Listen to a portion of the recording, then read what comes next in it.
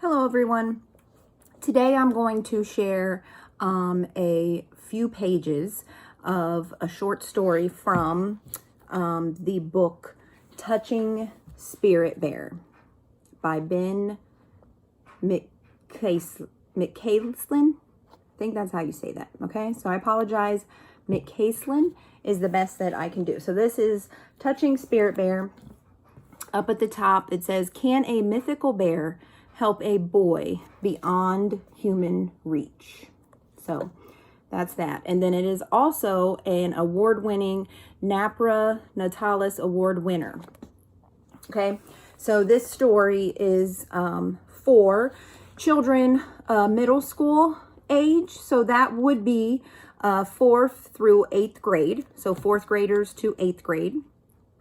So I'm going to share a few pages, a little short story from this book in chapter 3. Okay, so I'll let you look at the cover while I read to you. The boy in this story, his name is Cole, and he is approximately 15 years old. Okay, so that's why this book would be appropriate for 4th through 8th graders. Or older, you know. Cole rocked back and forth on his feet. Nobody cared about him. Nobody understood him. Nobody knew what it was like living with parents who wish he wasn't alive. It angered Cole when people pretended they did. His parole officer was one of those people. Once Garvey had shown up at the detention center on his day off, wearing cutoffs and a t-shirt. He carried a brown paper bag. Without saying hello, he set the bag on the small concrete table in Cole's cell and sat himself down on the edge of the bed. So, he said, tell me exactly what it is you don't like about your life. Any moron can figure that out, Cole grumped, turning his back on Garvey. In the summer's stifling heat, the room seemed airless and threatening. Okay, explain it to this moron, Garvey said. I'm pretty dense, you know. Your police file makes for pretty dull reading. Not wanting to sit anywhere near Garvey, Cole slouched to the floor against the wall. You don't get it, do you?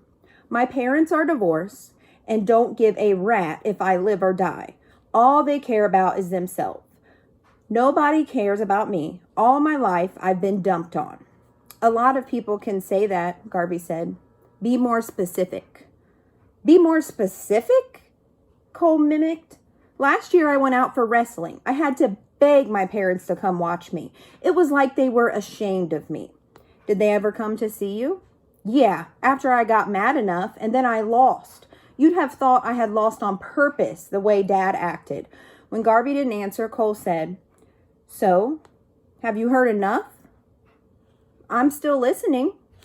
Cole didn't know why he was spilling his guts to Garvey, but he fought back tears as he continued. All my parents do is drink. They hate me. Do you know what it's like waking up every morning knowing you're not good enough? There are only 2 things wrong with me. Everything I do and everything I say. They'll never be happy until I'm dead. After an awkward silence, Garvey eyed Cole. He spoke quietly. There's still one more thing, isn't there? Cole hesitated. It's none of your business. I know how you're feeling, Garvey said. Cole leaped to his feet and glared at Garvey. You don't know how I'm feeling, he shouted. You don't know what it's like being hit over and over until you're so numb you don't feel anything. Garvey nodded slowly. I do know what that's like. Is it your dad who hits you? Cole turned to face the wall. He drinks until he turns into a monster. Mom gets drunk and pretends nothing has happened. It's like a bad dream I can't wake up from. Garvey stood up, reached into the brown paper bag he had brought with him. One by one, he pulled out groceries and set them on the small cement table. What are you doing? Cole asked. Garvey ignored the question as he laid out salt, flour, eggs, baking soda, a bottle of water, sugar, butter, and molasses. Cole wiped sweat from his forehead. The stuffy room felt like a furnace.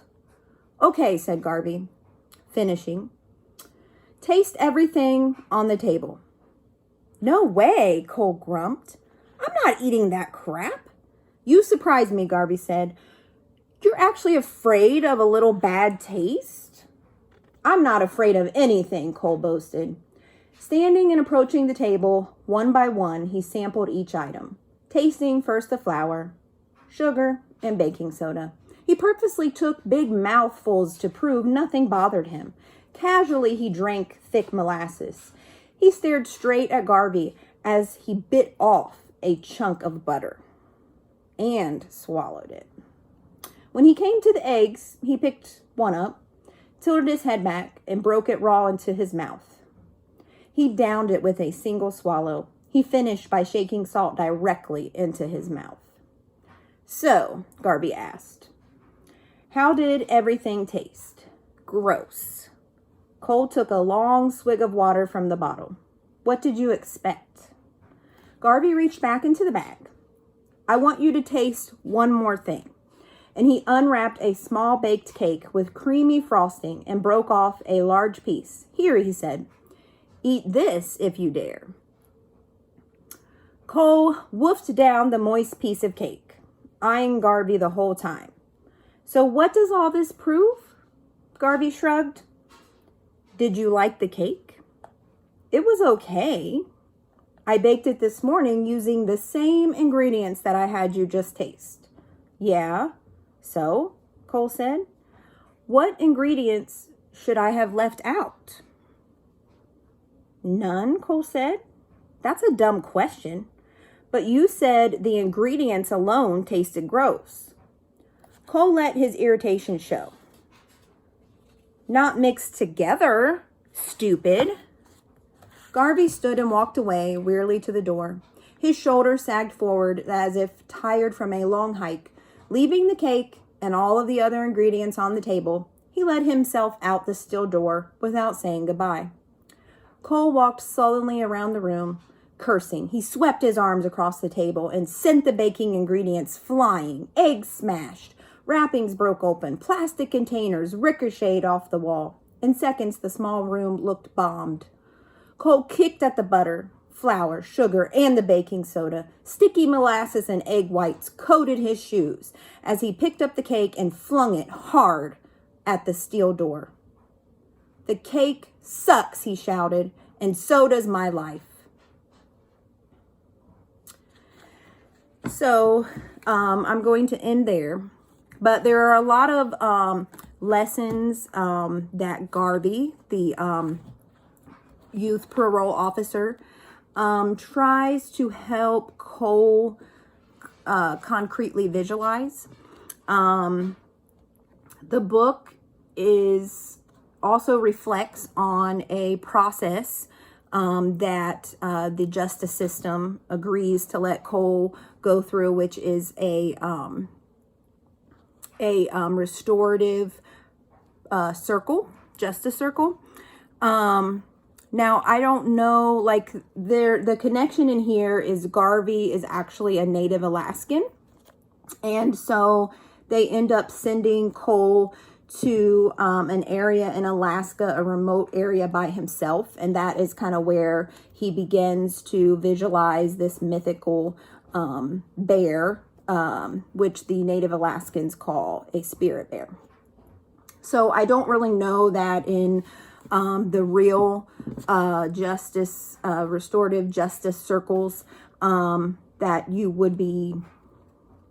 your sentence would be that you go for a certain amount of time out in the wilderness. But it still reminds me of, like, sometimes when you're not, kids are having problems at home and they may get sent to live with an aunt or uncle or family member who maybe lives on a farm, or they live somewhere else where there's like a lot of manual labor.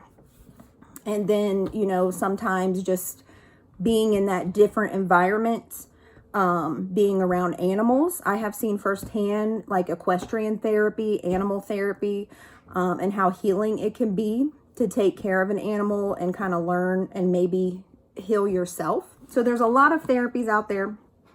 I do think that the character of Cole being angry about his father beating him and his mom not stopping it, that is so true in a lot of our kids' lives.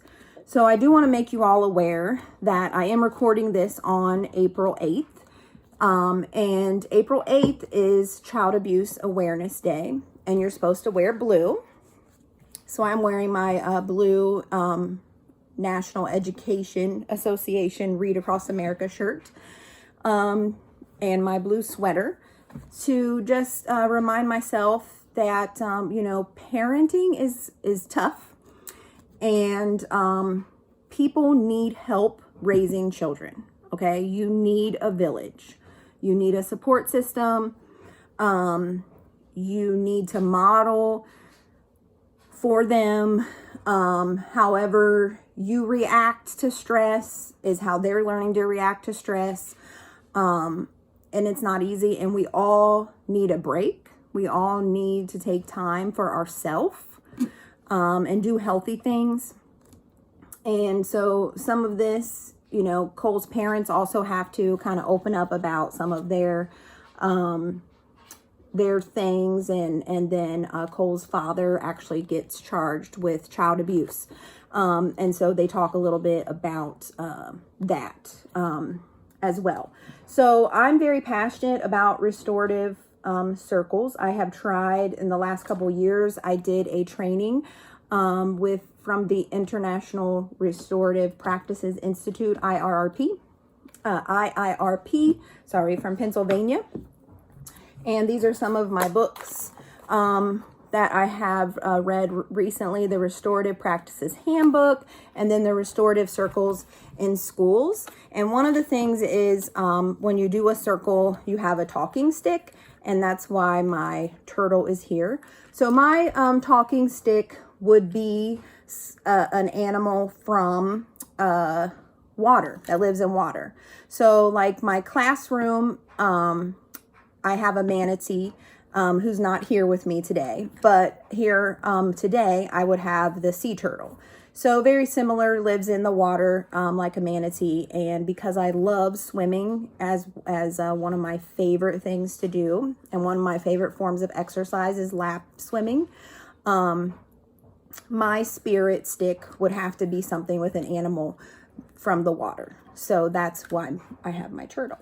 So the spirit stick is when you're in a circle, that's the item that people hold when, I would be the person asking a question first, and then I would pass around my spirit stick, and then you can offer other student leaders to pick or create a spirit stick. So it is not an easy thing to do right away, but having a circle time in storytelling with preschool and early elementary grades, kindergarten, first, second, and third can be very very empowering. And I've always enjoyed doing that. So, with older children, or thinking of this restorative circle practice is something that is very natural to me. And I have tried to incorporate that in my high school classes. So that's just something that I'm very passionate about. So I encourage you to kind of research it, and be open-minded to the thought of our justice system, especially with young people, and people for rehabilitation, that we start thinking of maybe some restorative justice practices. Okay, so hope you have a great day.